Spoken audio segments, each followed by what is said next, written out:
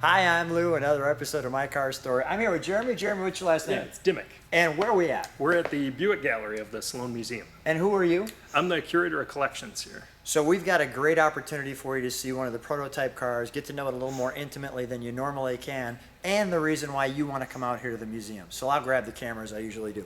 So Jeremy, stand alongside me. Sure. Let's take a look. What do we have here today? Yeah, it's a 1963 Buick Riviera Silver Arrow 1 concept car. Wow. It was a Bill Mitchell design and was originally intended for Cadillac, actually. It was going to be a rebirth of the LaSalle.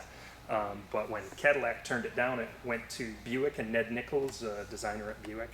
And this is what they came up with. But it was actually Mitchell's personal car. He drove it regularly in these days. But it was a production car. Initially went down the production line and then was pulled off and given some special modifications. Go ahead. Tell me about those modifications. Right here at the front. Right here on the front end. Yeah, the louvered grille, of course, is different from the production egg crate grille. Still the same front end as the production Riviera, but it's actually elongated just a little bit. Which is really an awesome looking grill, yes? Yeah, oh, absolutely. And yeah, Mitchell's idea was that, you know, there's this famous story of him being in England and saw a Rolls Royce coming out of the fog. It's the story that goes with it. And, he took that, and you know that's why the bullseye hubcaps there, you know, is pretty typical of Rolls Royces. Yes, and not only that, but even taking a shot from the side, you can really see the points on the front of this car really coming at you. Or so it's got this unique name of Silver Arrow, as we're seeing here, and you see all those points. You've got the arrow up here and the feathering back here, and the unique windshields that are going opposite each other. And take a look at these mirrors. Those are just bullets coming at you, which is really a unique touch. So we'll take a look at some of the grating here on the side is actual real grates back there, as you can see. And yeah, it has that Rolls Royce flavor to those hubcaps. Let's take a look at the back. Jeremy, tell me some features here in the back of the car. Yeah, one of the things that jumps out, you know, go ahead, get right next to it. The back is pretty much a standard production Riviera. Like I said, it went down the production line, but the turn signals here and here in the kind of louvered areas are sequential turn signals. Okay. And it's a mechanical process to get those, and there's a box in the trunk actually that runs that sequential turn. Really? Signal. Yeah. Yeah, you can also see from the back end too how the top has been chopped. About 2.5, 3 inches. It really doesn't give you much room in there, but it makes for a dramatic look for sure. Oh yeah, with this long body and the chop top. Is the gas tank back behind the? Yeah. Okay, yeah, all right, that would be standard. Let's have you open the door. Sure. Yeah, and a special silver interior. Silver interior. Right off the bat, I see kind of a mirrored piece here right off the side, which really gives it a touch of class, probably a little more Rolls Royce like. And I see the handle for the person in the back to get out, in case they're trying to get out from back there. And let's take a look at this. Well, first of all, before we go too far, power mirrors. And in '63, that was probably a huge option there, as well as some of the special badging there that you can see.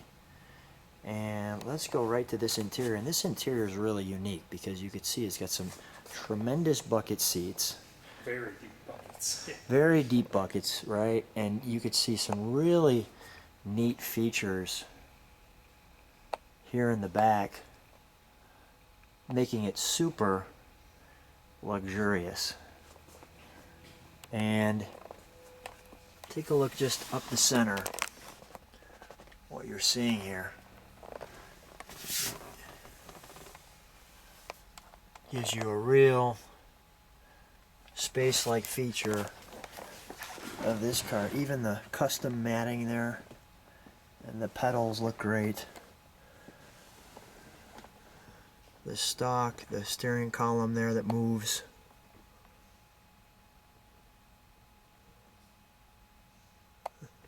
Has more of a feel of an airplane cockpit in here than anything else with the amount of gauges in your center console, especially for this time frame.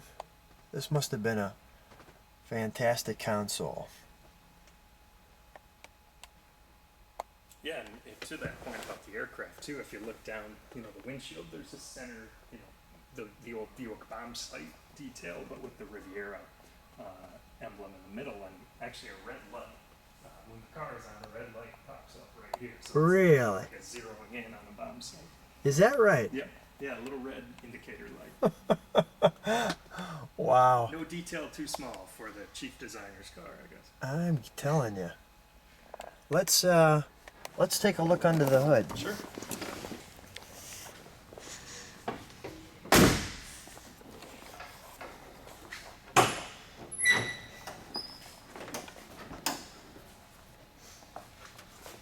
That's wonderful.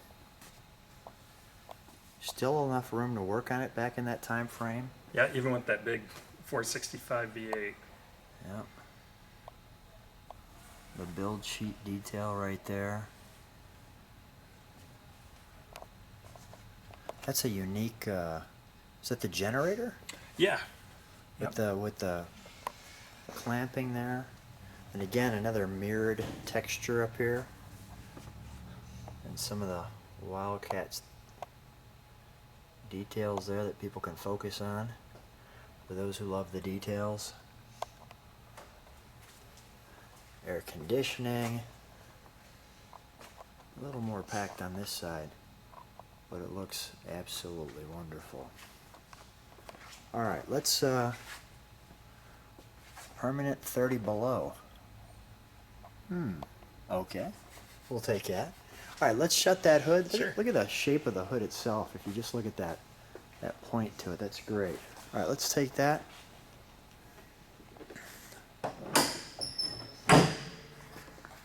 And we're going to pull out. Jeremy, thanks so much for being on My Car Story. My pleasure.